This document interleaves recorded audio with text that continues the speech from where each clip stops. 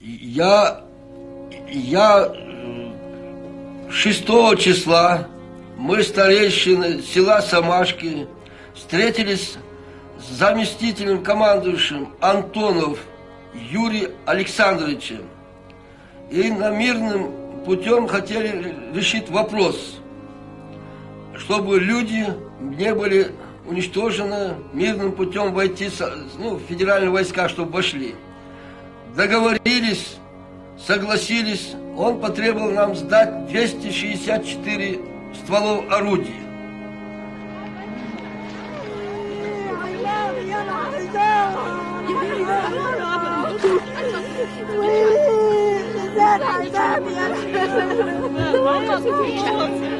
Я Антону говорю, мы сельскохозяйственные работники. Мы не сеем и не выращиваем оружие. У нас единственный плуг и трактор мы понимаем, а оружие нам не нужен. У кого было оружие, этих людей уже нету. И он сказал, до 16 часов, где горит пламя, если вы не принесете оружие, то мы будем начинать атаковать. Тогда я обратился, если за 2 часа мы ничего не сможем дать, разрешите, дайте нам коридор, чтобы вывести людей. Если вы уже хотите такую кровавые руки запачканы, так пачкайте там, дайте людей вывести, детей, женщин. Он сказал, хорошо, выводите. Мы начали выводить людей. И откуда мне возьмись, пальба нашла со снайперской. Сказал, не убей нас. Автомат дали, а потом горят, уже пепел остался. 13 человек. Все убили. Вот это выгодный улиц, рядом нас, выгодный улиц. Сказали, мы дети.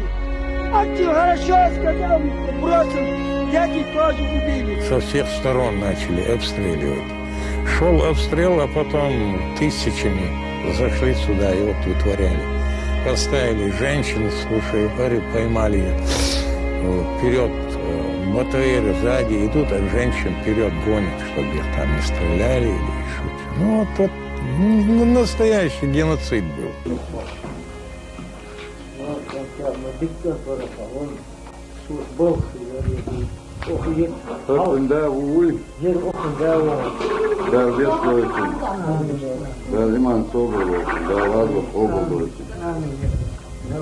Верховый герметик, югойный шкана, устуешь, строительный бог дешь, вылезу.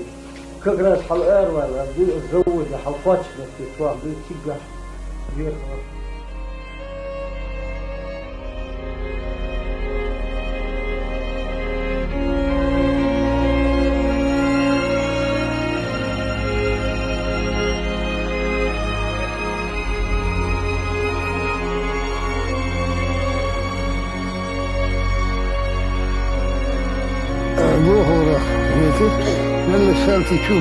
Нас бомбили 3 дня подряд, а потом заходили каждому во двор и сжигали. Перед моими глазами сожгли всю мою семью. Меня не подпускали к дому. Сказали, смотри, гад, и запомни, со всеми будет так. Сожгли жену с 2 дочерьми, брата и его жену. Остались только сожженные кости. Нас не оставляют, нам в квартиру закидывают эти ракеты, закидывают, нам туда закидывают гранаты. Вот так автоматные очереди, пьяные все. Ну что нам делать? Мне не нужен ни боевик, ни туда мне никто не нужен. Мне нужна, чтобы мы жили, я хочу, чтобы мой ребенок вырос. Сейчас мой брат там должен. Он мирный, он ко мне ехал в Атаге.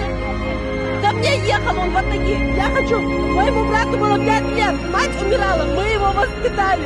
Сейчас нету моего брата. Ребенок сестру хоронит. Мать даже, мать. В чем он виноват? Что у него в сердце останется? И что, какую он симпатию имеет будет Ельцину и войскам этим? И вообще, здесь не война не с банкерами, а народ истребляют.